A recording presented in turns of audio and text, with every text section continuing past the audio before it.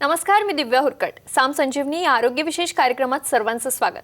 आज आपण चर्चा करणार आहोत पीसीओडी, एंडोमेट्रियोसिस आणि ट्यूबल ब्लॉकसाठी श्री माऊली विश्व आयुर्वेद उपचार या विषयावर.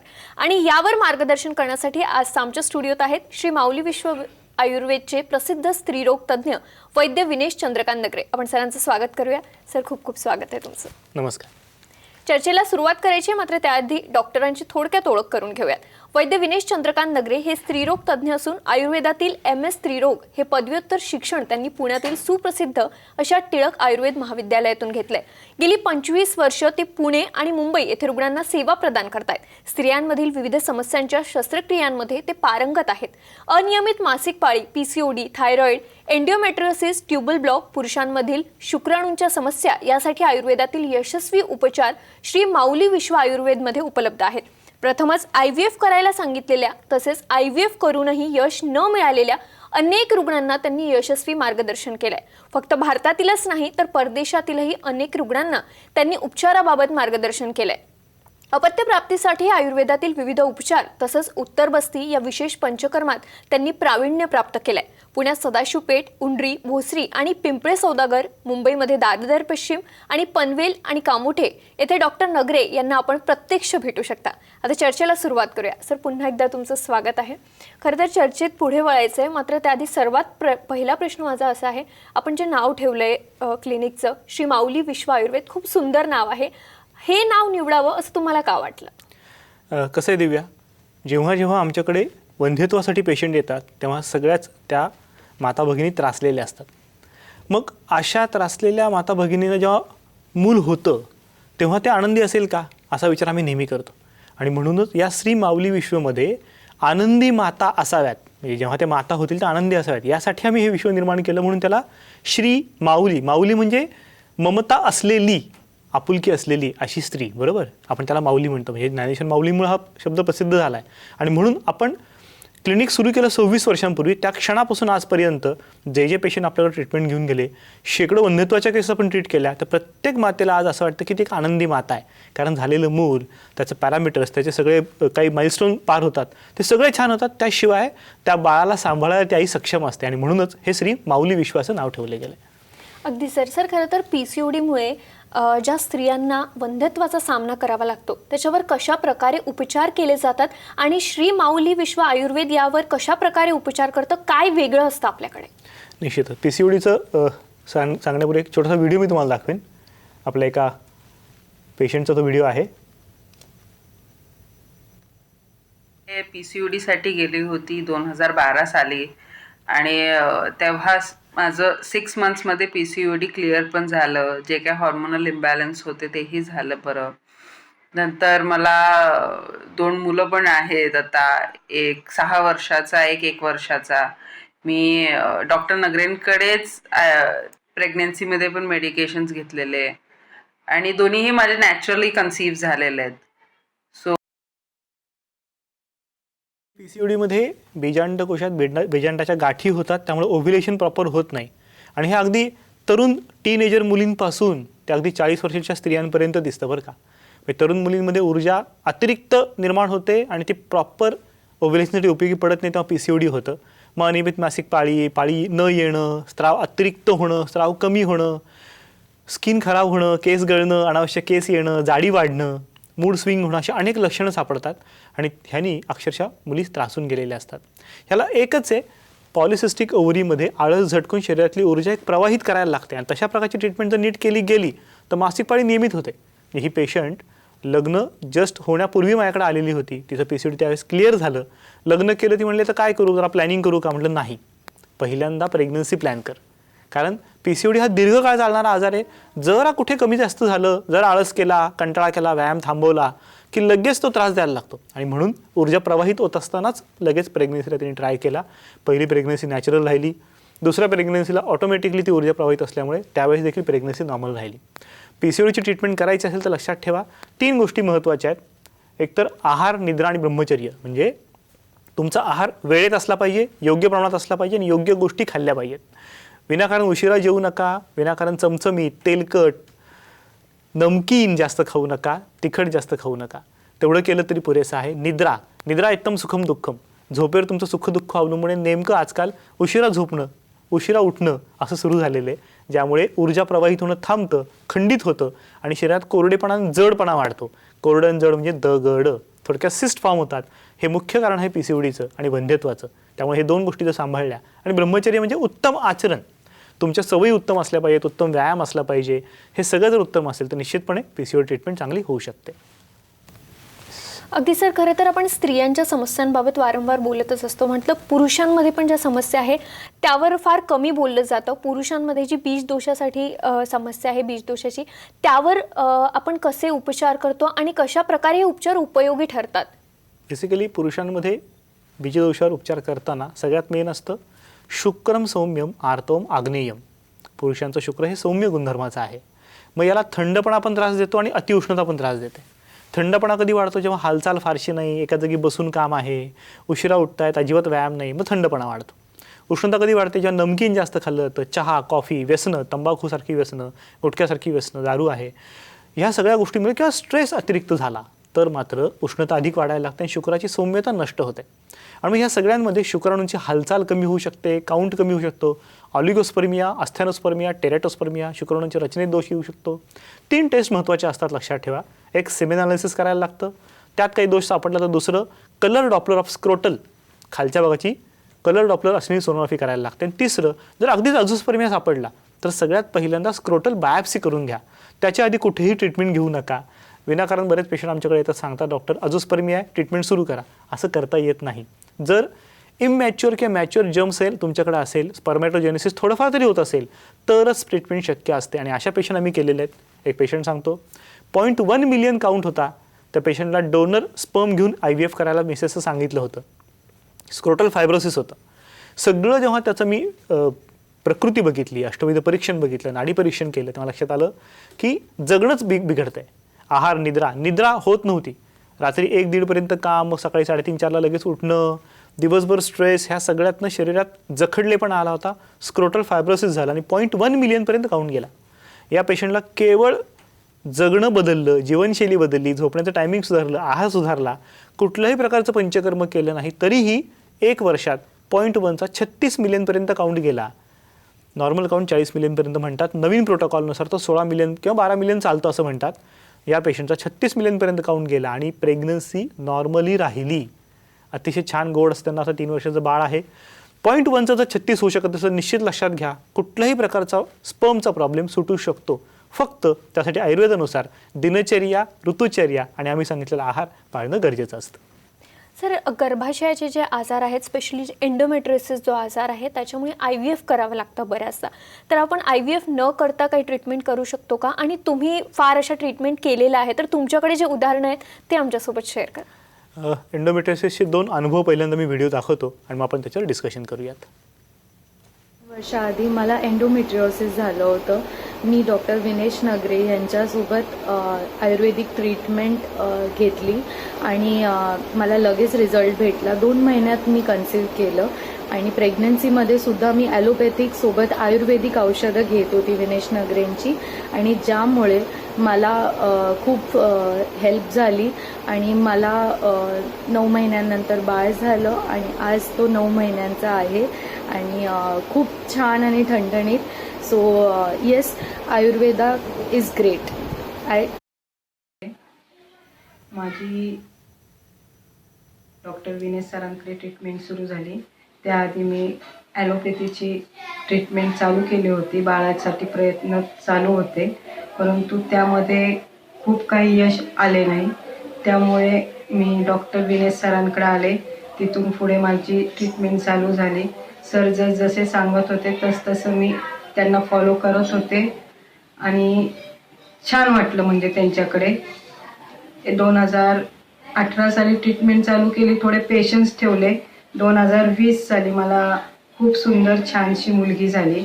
आता ती 2 वर्षाची आहे, सुदृढ आहे, छान आहे आणि ती घरात आल्यामुळे आम्ही सुद्धा खूप छान आहोत, आनंदी आहोत.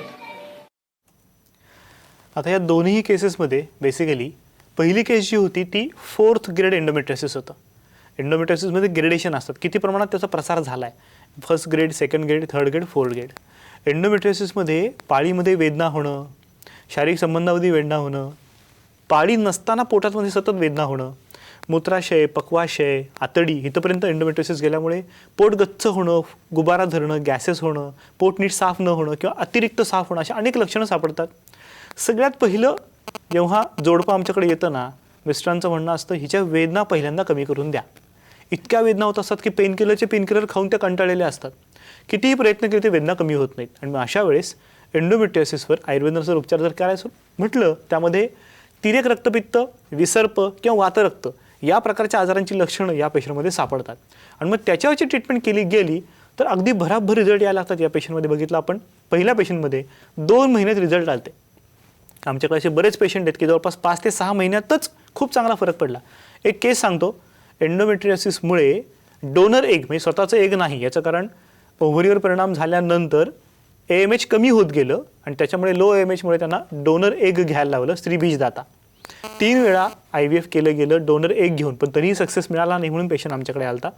डायग्नोसिस करताना बेसिकली आयुर्वेदनुसार केलं जातं. म्हणजे जरी तुम्ही म्हटलात एंडोमेट्रियोसिसचं पेशंट आहे तरी सगळ्यांना सेम लेबल आयुर्वेदात लावलं जात नाही. दुष्यम देशम बलम कालम अनलम प्रकृतीम वयाहा यानुसार जवळपास 9 ते 10 फॅक्टर आपण लक्षात ठेवतो. त्याच्यानुसार पेशंट डायग्नोज करतो, अवलोकन केलं जातं केसचं आणि मग त्याची चिकित्सा ठरली जाते. या पेशंटमध्ये आपण योगबस्ती, उत्तरबस्ती दोन्ही गोष्टींचा वापर केला. साधारणपणे 6 महिने ट्रीटमेंट चालली. ज्या पेशंटला 3दा IVF करून प्रेग्नन्सी राहत नव्हती त्या पेशंटला 6 महिन्यात नैसर्गिक गर्भधारणा झाली. त्यामुळे एंडोमेट्रियोसिस जर झाला असेल तर फार चिंता करायची गरज नाही. एकदा श्री माऊली विश्वाला भेट द्या, कन्सल्ट करा आणि मग पुढे ट्रीटमेंट आपण ठरवू शकतो.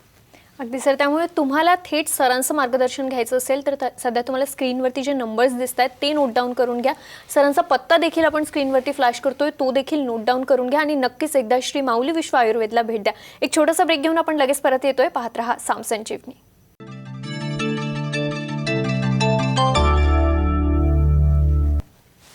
ब्रेकनंतर साम संजीवनीमध्ये तुम्हा सगळ्यांचं पुन्हा एकदा स्वागत. PCOD, एंडोमेट्रियोसिस आणि ट्यूबल ब्लॉक या विषयावर आज आपण चर्चा करतोय आणि आपल्याला मार्गदर्शन करतायत वैद्य विनेश चंद्रकांत नगरे सर.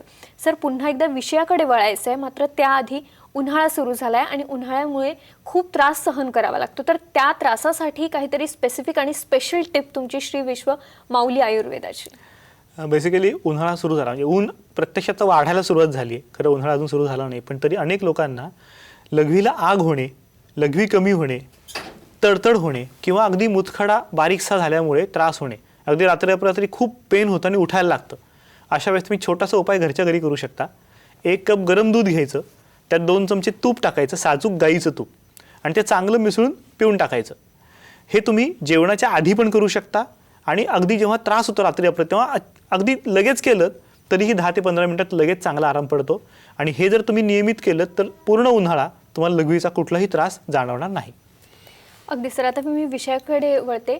ट्यूबल ब्लॉकमुळे IVF शिवाय दुसरा पर्यायच नाही अशी एक मानसिकता आहे लोकांमध्ये. ती खरी आहे का आधी तर ते पण जाणून घ्यायचं आहे. आणि श्री माऊली विश्व आयुर्वेदाने यावर खूप उपचार करून गर्भधारणा प्राप्त झाल्या आहेत खूप लोकांना, तर त्या संबंधित आम्हाला पूर्ण माहिती जाणून घ्यायची. कसं आहे दिव्या, बेसिकली ट्यूब ब्लॉक झाल्यामुळे गर्भधारणा होत नाही असं का म्हटलं जातं. एक छोटीशी स्लाईड दाखवतो याच्यामध्ये. म्हणजे जेव्हा ओव्ह्युलेशन होतं तेव्हा बीजांडकोशातनं बीज निघतं आणि मग ते ट्यूबमध्ये आणून ठेवलं जातं. म्हणजे थोडक्यात ट्यूबमध्येच आणून ठेवलं जातं, ते गर्भाशयात येत नाही. जेव्हा शुक्राणू पुरुषांचे येतात ते गर्भाशयातनं ट्रॅव्हल करत बीजवाही नलिकेपर्यंत जातात. तिथे ते दोन्हीही एकत्र जुळल्यामुळे गर्भ तयार होतो, त्याला ब्लास्टोसिस्ट असं म्हणतात.